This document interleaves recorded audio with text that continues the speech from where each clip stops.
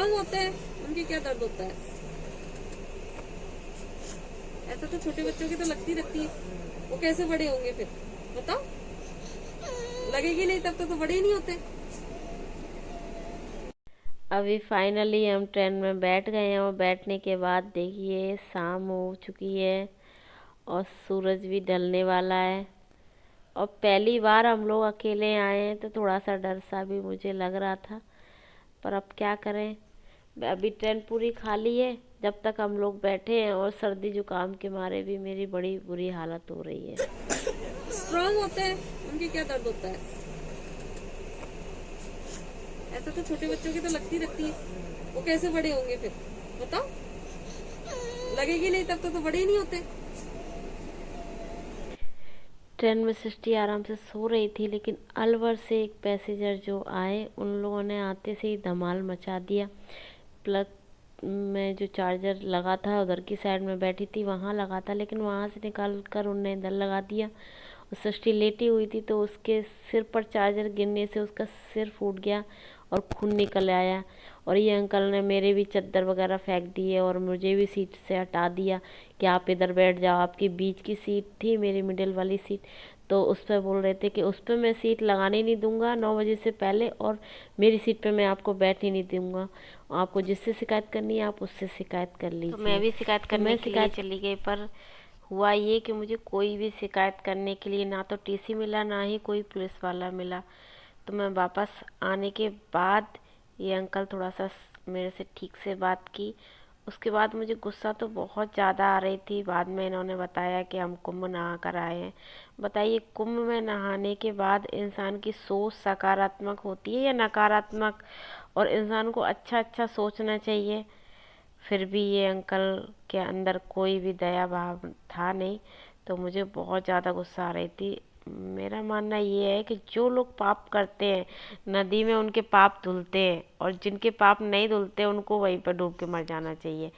ऐसे पापी लोगों को तो पानी से ऊपर आना ही नहीं चाहिए। बहुत ज़्यादा मुझे इनके लिए गुस्सा आ रही थी। नहीं बोलना चाहिए लेकिन बोलना पड़ रहा है कि ऐसे लोगों को क्या कुंभ नहाना चाहिए।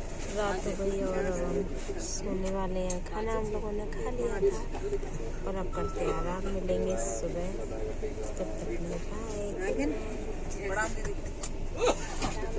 The next day. 6 बजे हम लोग आ गए हैं बाड़मेर। अब जा रहे हैं घर पर ऑटो लेकर। पापा आ गए हम लोगों को लेने के लिए। ये देखिए सामान ले जा रहे हैं और बस कुछ ही देर में हम पहुंचने वाले हैं बाड़मेर घर पर। देखिए सृष्टि कर रही है आराम। थक जाते हैं बहुत ज़्यादा ही सफ़र में हम। फाइनली हम लोग आ गए थे घर पर सुबह 6 बजे। उसके बाद हम लोगों ने किया है आराम। सुबह से आराम ही कर रहे हैं, लेकिन थकावट जो है 1-2 दिन में नहीं निकलेगी। बहुत गला खराब है और परेशान भी बहुत हो गए, क्योंकि अकेले आए हैं तो सामान वामान सब रखा है। रात को ढंग से सो भी नहीं पाए। गला भी मेरा बैठा हुआ है, तो तबीयत ठीक नहीं है। सुबह से आराम कर रही हूँ, शाम हो गई है और फिर भी थकावट नहीं निकली है। तो देखते हैं। घर में हो गई ये सारी सब्जियाँ ख़त्म, क्योंकि मैं तो थी नहीं तो सब्जी की ज़रूरत नहीं थी। तो आज जा रहे हैं हम लोग सब्जी लेने के लिए। सब्जी लेकर आकर मिलती हूँ। जिस दिन सब्जी लेकर आओ पूरा घर सब्जी मंडी जैसा बन जाता है। ये देखिए फाइनली आज ये सब्जी मैं लेकर आई हूँ। गोभी वगैरह मुझे बिल्कुल अच्छे नहीं लग रहे हैं, तो मैं बस जो डिफरेंट सब्जी है वही लेके आई हूँ। भिंडी, मटर और लौकी और भिंडी। कब से खाना खा रही चिड़िया की तरह। 3 घंटे हुए इसको खाना खाते हुए, सिर्फ एक रोटी नहीं खा पा रही है।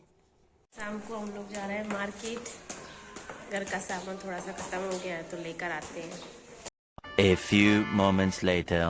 सब्जी रखी हुई है, रोटी मुझे सेकना है, तो बस मैं फटाफट से बना लेती हूँ खाना। उसके बाद मिलते हैं। ये हम लोग आ गए हैं घर पर और आधा सामान इसमें से रख दिया है। आधा सामान ये पड़ा है और सृष्टि कर रही है पढ़ाई। और अब मैं बनाती हूँ खाना। खाना बनाकर हम लोगों ने खा लिया है और अब करते हैं आराम। मिलते हैं एक नए ब्लॉग के साथ। जब तक के लिए बाय बाय, गुड नाइट।